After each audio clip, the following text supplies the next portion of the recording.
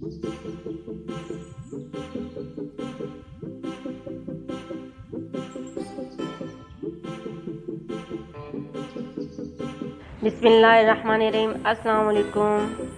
Welcome to my channel cooking with sisters.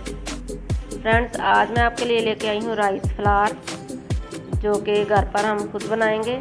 तो इसके लिए राइस चाहिए 1 या 2 कप।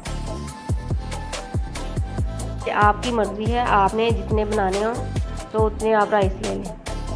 तो इसको 1.5 या 2 घंटे के लिए इसको भिगो के रखेंगे।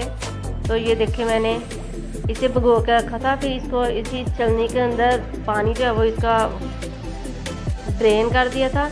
पानी खुश्क हो गया तो फिर इसको किसी सूती कपड़े के ऊपर हम डालेंगे। तो फिर खुश्क करेंगे कि ये आपके हाथों पे ना चिपके। तो आप अपने हाथों पे इसको लें तो एक भी दाना आपके हाथों पे ना चिपके। तो फिर अब इसको ब्लेंड करेंगे और इसका पाउडर बनाएंगे। तो बहुत ही आसान तरीके से ये आप घर पर बना सकते हैं। एक बार आप ये मेहनत करनी पड़ेगी तो फिर आपकी लाइफ जो वो इजी हो जाएगी। तो ये देखिए, ये मैंने इसको ब्लेंड कर लिया है। अब इसको छान लेंगे इस तरह, और जो मोटा होगा छाननी के ऊपर वो उसको दोबारा जो है वो ब्लेंड करेंगे। ये देखिए, पाउडर जो है वो बहुत अच्छा बन चुका है। इसे आप फिरनी में यूज़ कर सकते हैं, कबाब में, फ्राइज़ में, हर जगह जिस पे आपको ज़रूरत हो तो आप इस्तेमाल करें। ये बहुत ही आसान तरीका है।